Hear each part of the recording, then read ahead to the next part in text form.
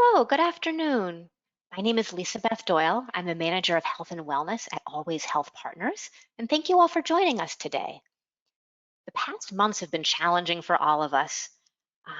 We've been looking to bring you resources to promote resilience, manage stress and anxiety, and ultimately bring us all to a better place.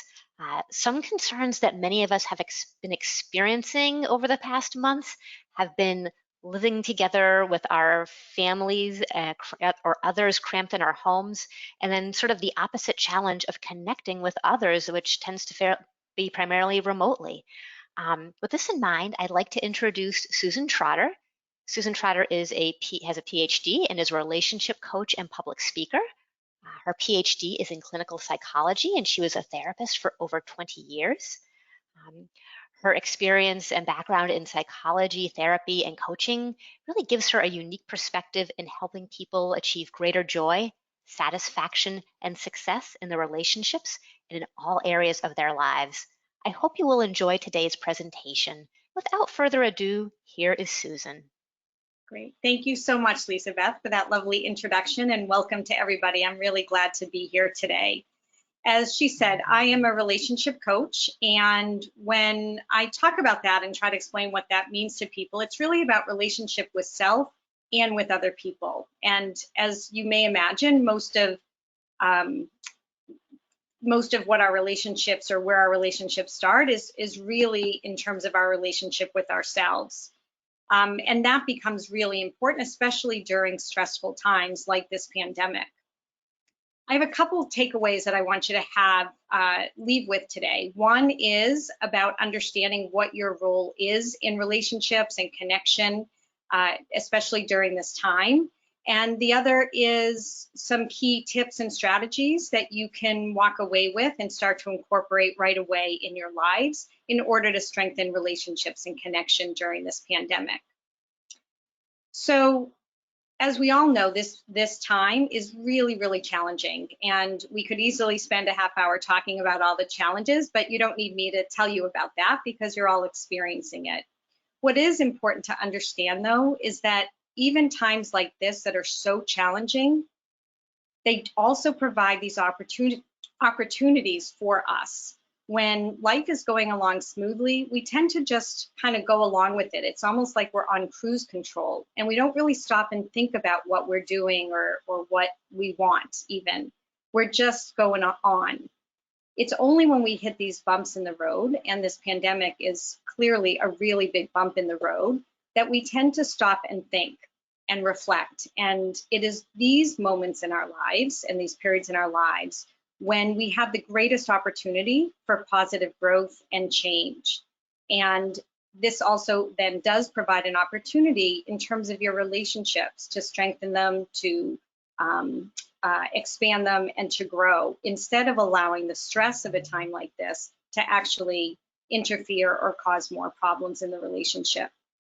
So it's really important. I challenge you in a way to think about this time in your life as this opportunity. And there may be lots of different opportunities within it. Even some people might use the word gift in some ways, even with all the challenges that it brings as well. So I want to start with talking about something that's really foundational in relationships and in all parts of our lives, and that is mindset.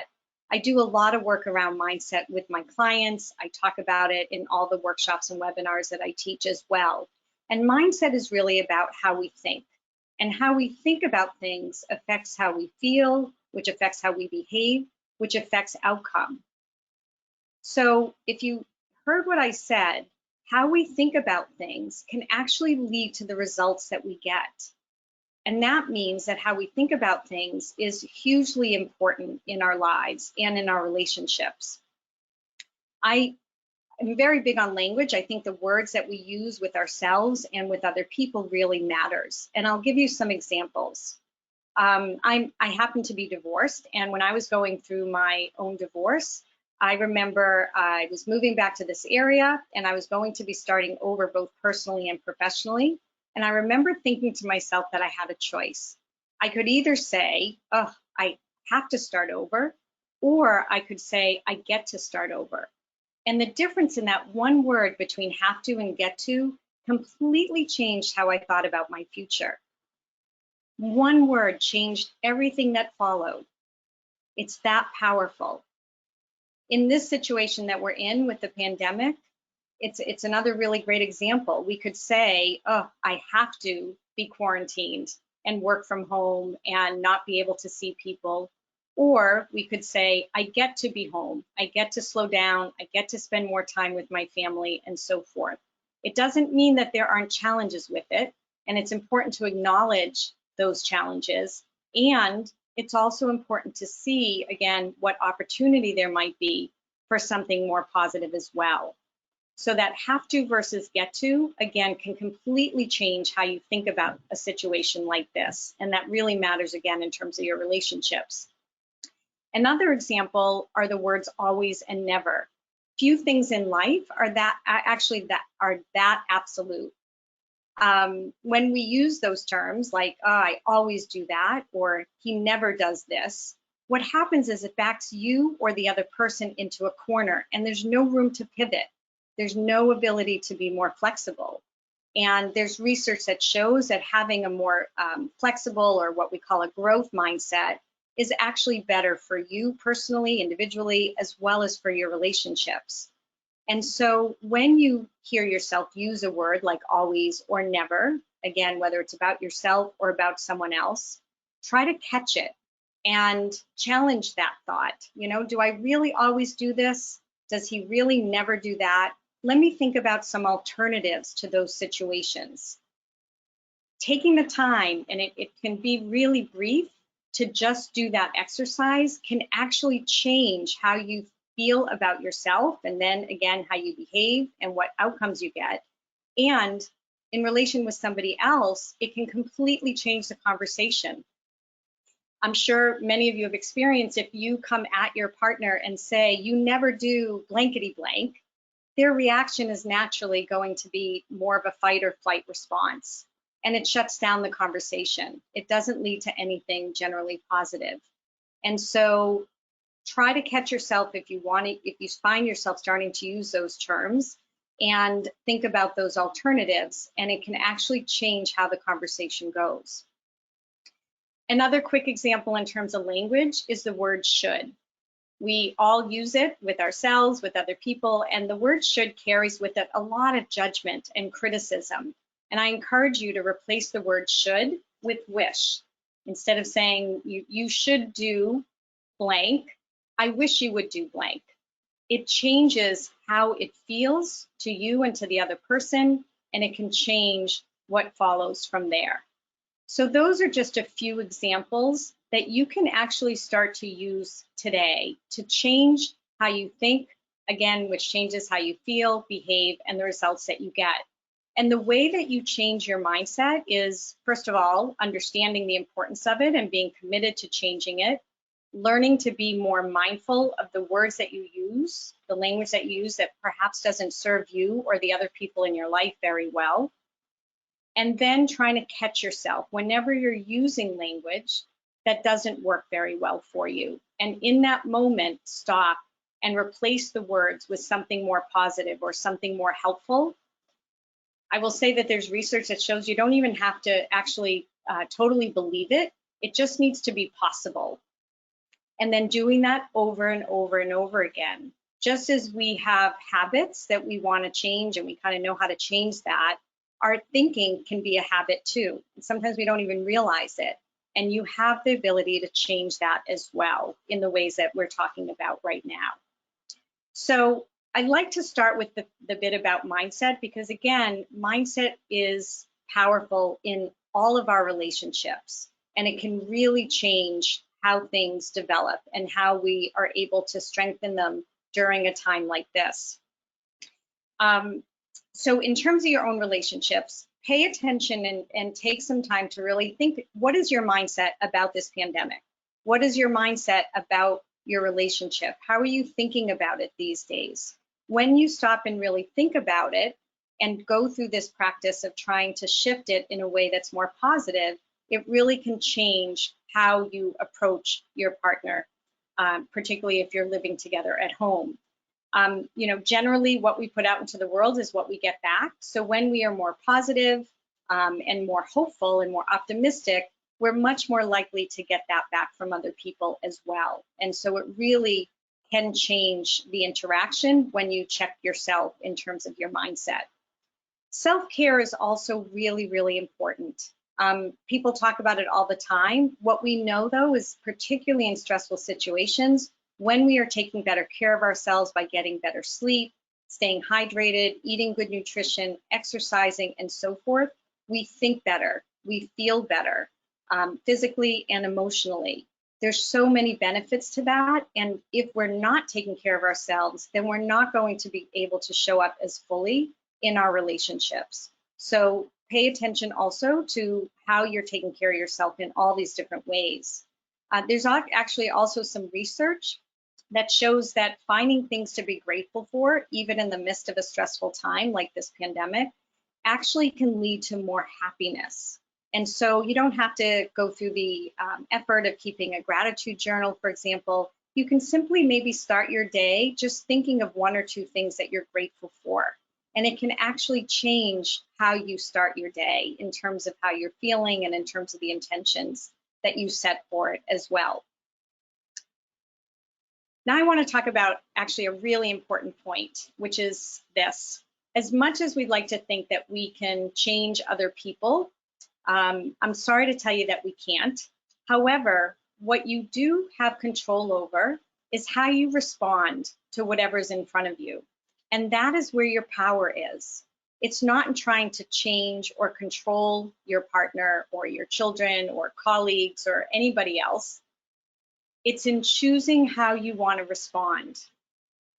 And again, that's where your power is. And it's really important to remember that when you're looking at your relationship, at struggling with it and so forth. We can't change how somebody thinks or feels or how they show up. We can always, and I'm actually going to use that word here, always choose to respond in a way that actually serves us better. And again, that's really where your power is. And the more you understand that in terms of your relationships, the more positive outcomes that you actually have the opportunity to have in that relationship as well. So for people who are living with their partners, most of you probably haven't spent this much time together. And if you have children, we certainly know how challenging that has been for people with children who are still in school and trying to balance work and homeschooling and all the other things that go along with it. It's really important to find time to spend with your partner and actually not around the household or around the children. That doesn't really count in some ways necessarily as dedicated time. So I want to encourage people to actually plan time to just sit and talk, to have dates. Even if you're not going out at this point and things are opening up, so some people are starting to get out, but even if you're not, you still can plan dates. If you have children, wait till their kids go to bed and you can cook dinner together or have a drink together, watch a movie, play games. Finding that dedicated time to nurture the relationship is really, really important. In line with what I was saying earlier, I believe that while this time can be really stressful for couples, again, it does provide an opportunity for you really to strengthen the relationships rather than let the stress of the situation negatively impact it. And it does take some effort, like again, finding dedicated time to spend together, learning how to really listen to each other. In my field, there's something we call active listening skills, and it's something that I teach my clients as well. And it's about learning to sit and really listen to each other without already thinking ahead of what your response is going to be. Just listening to what they're saying, what they're not saying, from a place of not being judging or critical and so forth. And it's a practice. And part of how you can do that is agreeing to schedule some time to actually talk and take turns. Maybe one of you talks for 5 minutes while the other just listens, doesn't say anything else, and then you switch. And then maybe you up the time to 10 minutes, 15 minutes. And again, taking turns to really develop those active listening skills with each other, which is going to help the communication and your understanding of each other in the relationship as well. We also really want to pay attention to time and space. We all have different needs for it, and understanding what your own need for time and space during this pandemic is really, really important, along with understanding what your partner's needs might be in that regard. And to understand that if somebody needs some space from you, it's not necessarily personal. Sometimes we just need to be alone, and carving out that time and allowing our partners to have that time as well is really, really important. And again, not personalizing it can make all the difference in the world as well. And if you do personalize it, it actually can sabotage the relationship in some ways. So it's important to pay attention to that piece. I also like to encourage people to be really compassionate with yourself and with your partner, and to assume that we're all doing the best we can. And when you lead with that kind of thinking, again, it lends itself to different behaviors and different outcomes in the relationships. I'm sure many people are experiencing conflict. I have lots of individuals and couples I'm working with during this time who are struggling with a lot of conflict in their relationships. And it's important to understand this about conflict. When we get triggered by somebody, there's actually a process that happens in our brains that leads us to not being able to think as clearly as we might be when we're not triggered or stressed. And it's really important to understand that. There's that saying, I couldn't think straight. Well, you literally sometimes can't think straight in those situations when you're maybe in the middle of conflict. And so sometimes it can be helpful to give yourself a little bit of breather when you're in the middle of something that's really triggering you and making it difficult to think clearly and respond appropriately. And so sometimes I encourage couples to maybe even have a code word that one or the other can use in that situation.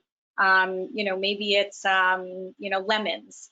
It's just a word that you both have agreed upon in advance that lets the other person know when you use that word that you just need a break. And maybe you go take a walk, or get a glass of water, or listen to some music, whatever it is that might help you to settle down a little bit, which is really about helping some things in your brain to settle down a little bit so that you can come back to the conversation, being able to think more clearly and to communicate more clearly in that process as well. So, conflict is inevitable. It's important to understand how to approach it, and it's important to understand what happens really in a way to our brains when we're in the middle of conflict. And giving yourself or giving your partner that time and space to settle things down before you talk more about it can sometimes be really helpful. I want to be clear, though, I'm not saying take a break and leave the conversation entirely. It's important to come back to it. When we don't come back to it and we sweep things under the rug, as we know, they have a tendency to build up and manifest in ways that actually aren't good for us or our relationships. So if you do need that break, it's okay. And it's also really important to make sure that you come back to the conversation, whether it's right away after the break or you schedule a time to finish the conversation. That piece is really, really important. So you don't want to ignore the conflict entirely. And again, when you work on developing those active listening skills, it can also help you in the conflict as well. I talk a lot about breath. Breathing, it's something we do all the time, and yet when we are under stress, we don't always breathe as deeply or as well as we actually need to. I know when I'm really stressed, sometimes I think I actually hold my breath, and then all of a sudden I'll do this really big exhale that lets me know that I'm really stressed because I haven't been breathing in my normal way. So breathing can actually shift our energy and shift our mood and so forth. So sometimes we need to just stop, just take a few moments and just take a few deep breaths in and a few deep breaths out. And we can do that on our own. We can do that with our partner, with our children. My son was in a preschool where they taught meditation. He's now 20, and he still remembers it, and he still employs some of those exercises that they taught him not 20 years ago, but 16 years ago. So taking time to simply breathe, a few deep breaths in and out, can actually help you to settle down a little bit. Movement also, by the way, not just necessarily exercise, but movement in general can also help to shift your energy and your mood. And it has a lot of other psychological benefits as well. So, you know, if you're feeling really stressed at home with your partner, you know, put on some dance music and start dancing around the house, or just kind of shake things out, or take a walk or something like that, because that can really help you as well. As I said, this time of isolation can provide a lot of stress, and I want you to really think about how it can provide some opportunity for you. And if you're struggling in your relationship, it's also really important to seek out help. If you're just hitting kind of the wall and you can't seem to get past a certain point with your partner, there are coaches and therapists who can help you learn how to communicate better, identify what the issues are, and figure out how to help you get unstuck. I know many of you probably have children at home as well. And what I would say is that in some ways, a lot of the same ideas that I'm talking about in your primary relationship with your partner are also true with your children. They have a need for time and space. They need to learn how to breathe as well. You know, practicing those active listening skills with them can also really be helpful. So I want you to think about all those same tips and ideas that I just talked about for your relationship with your partner can also be applied to your relationship with your children, no matter what age they are. You know, and I know people have kids, you know, super young kids. I was talking with somebody recently who just had a baby a month ago, and is struggling some, you know, up to however, probably adult children that may be home during this time. So I encourage you to share these tips with your children as well, obviously in ways that are developmentally appropriate and in language that they can understand if they're very young. So I know the other thing that people really struggle with, you know, they're home with their partners and their families, and sometimes that can feel like too much time. And as Lisa Beth mentioned, people are also struggling with just feeling connected with other people in their lives as well. And so it's really important to find ways to stay connected. We're fortunate in this, in terms of being in the situation that we have such great technology. And so being able to talk, to text, to FaceTime, we have Zoom and so many different ways to connect with people. And it's really important to reach out. I've been really struck in my own life just how much greater connection I've had with people, hopping on Zoom calls with old high school friends and college friends and so forth. And it's been a really, really nice way to connect. And again, really this pandemic in some ways has provided even more motivation to do that. We weren't doing that before the pandemic, hopping on Zoom calls and having mini reunions. So it really is a nice way to connect with other people. I would also say that there are lots of groups that are out there for people who might be single in particular and are feeling lonely. There are, and for other people who just want to connect with those outside their families, there are a lot of resources. Meetup is a really big community where people were meeting up in person to do all kinds of different activities and events and to talk and meet.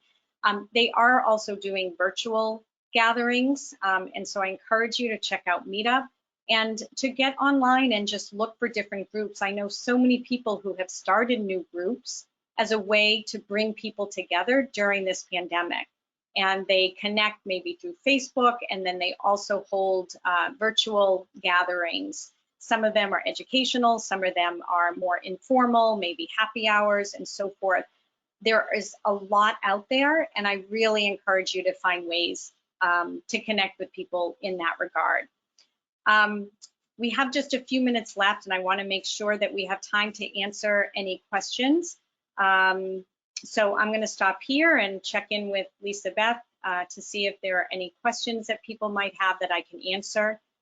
My main goal here again is to help you think about this time as really being some opportunity to strengthen your relationship rather than let the stress of all of it interfere in your relationships at home and with people outside as well. And if anybody has any questions,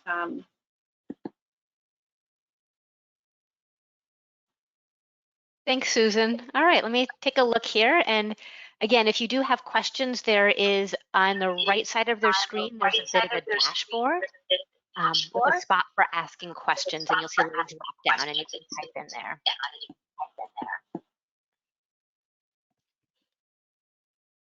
So let's see here. So one question that we have is,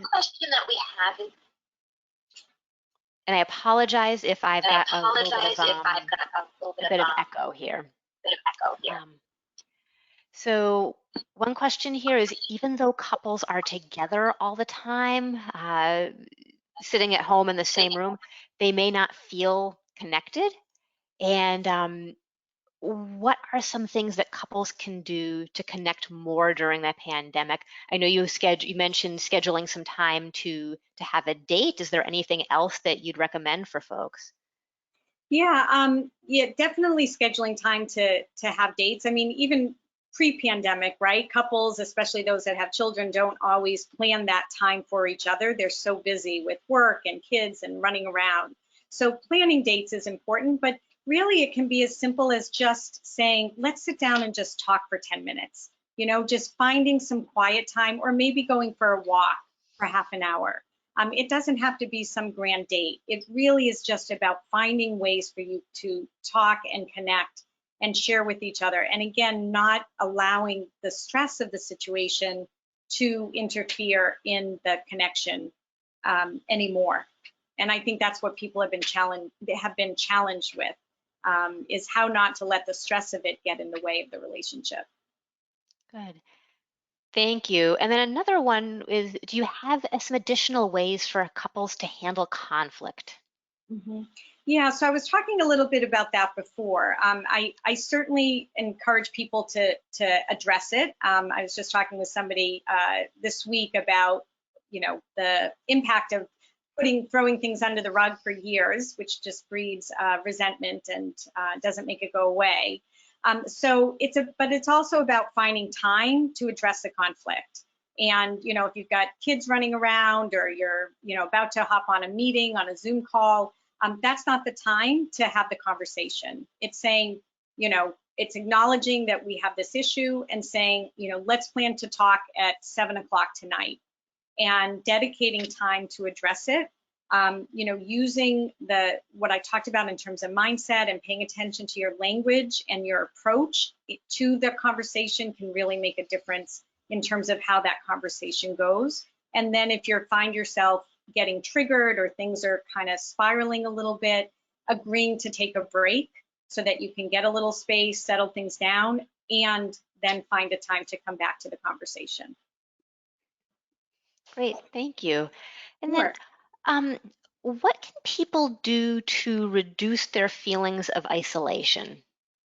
Yeah, so again, finding ways to connect with other people is really, really important. And I mentioned, you know, we have Zoom and all these FaceTime and all these great technology to help us stay more connected with people. And what people may not be aware of is these other resources that I alluded to, like different Facebook groups and Meetup and so forth.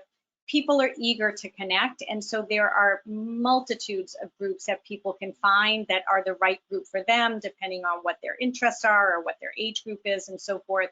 There's also House Party, there's Netflix Party, there's all these things. Talk about opportunity coming out of a stressful time. There's all these things that have developed to help people feel and stay more connected during this time. Good, thank you. And then I've got one more question that actually seems to lead into this question, which is, how can single people date during this time of social distancing? Sure. So helping people with dating is one of my specialties as well. This is actually a great time to be online in terms of dating. Membership has spiked on all the dating sites, and there are a lot of people that are looking.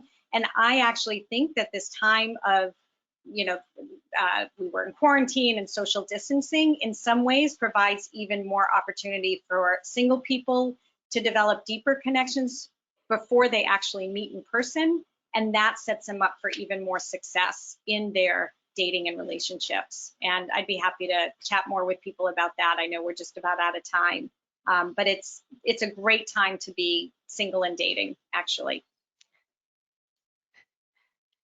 Great. And thank you again, Susan. This has been great information, great recommendations, and we really appreciate your time today. I hope everyone has come away from Susan's presentation with some new and useful information. We hope everyone will take a minute to complete the 3-question evaluation at the close of the session. You should see that in your dashboard area to the right of your screen. And do keep an eye on your inbox for a copy of the recording, and feel free to share that with friends and colleagues. Before we wrap up, I do want to let everyone know or remind folks about telemedicine benefits, including benefits for behavioral health, for stress and depression, anxiety. So in order to keep people healthy and continue to prevent the spread of COVID-19, Always Health Partners, along with many other carriers, have significantly expanded coverage for telemedicine. And that includes not just video chats with your doctor, but telephone calls as well. It doesn't have to be video. We urge everyone to continue to keep up with their appointments for condition management and seek care for any new conditions or anything new that comes up. So please do use those resources. We also have on the screen some resources available to you through how to contact Always Health Partners, including our health and wellness team for assistance. So from both Susan and me, thank you all again, and be well. Thank you so much.